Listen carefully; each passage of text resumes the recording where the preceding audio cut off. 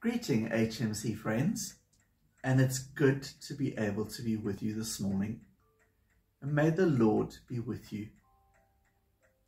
Today, you're probably going to say, I've heard that devotion before, Peter.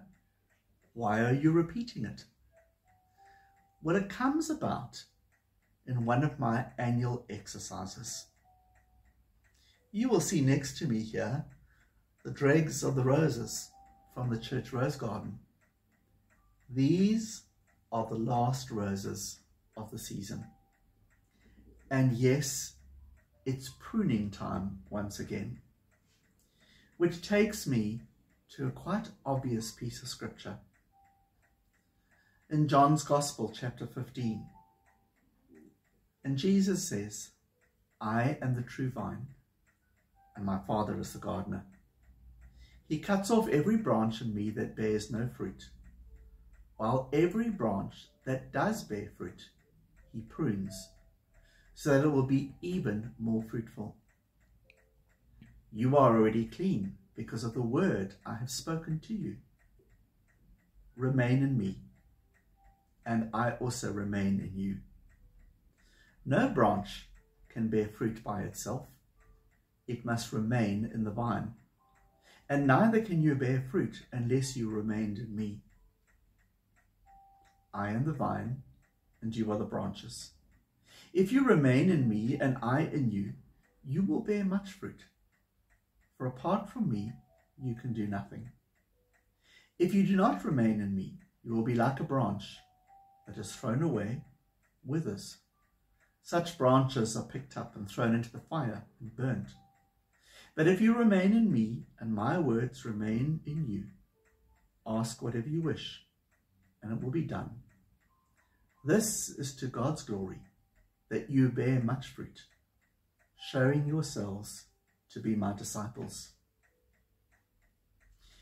Well, this annual task is quite a moment, and it continues year by year to strike me as I take a huge big rose bush, sometimes even above my own height, and I reduce it down to 3 or 4 stalks that are below knee level.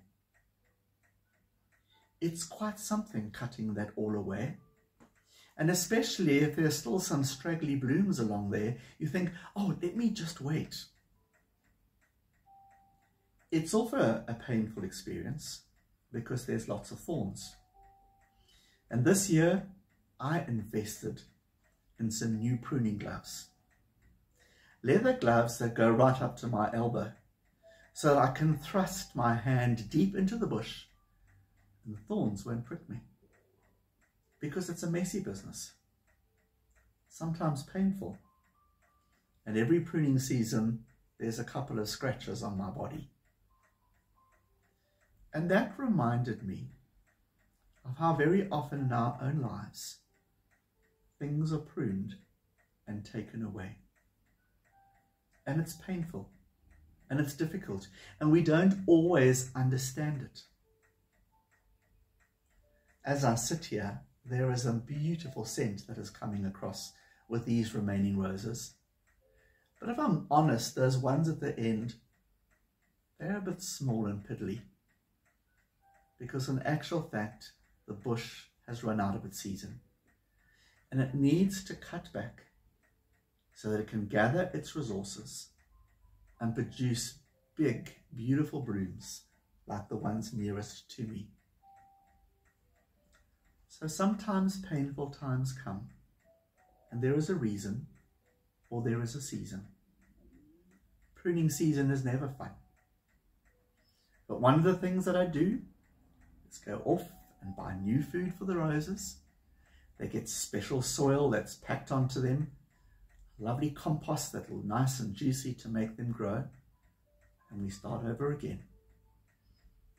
And it's amazing how the main plant, there from those 3 or 4 stalks at knee height, can produce such beauty.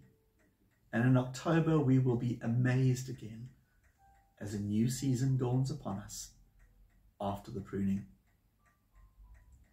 So, if you know some of those things that have maybe been taken away or pruned, feed up again.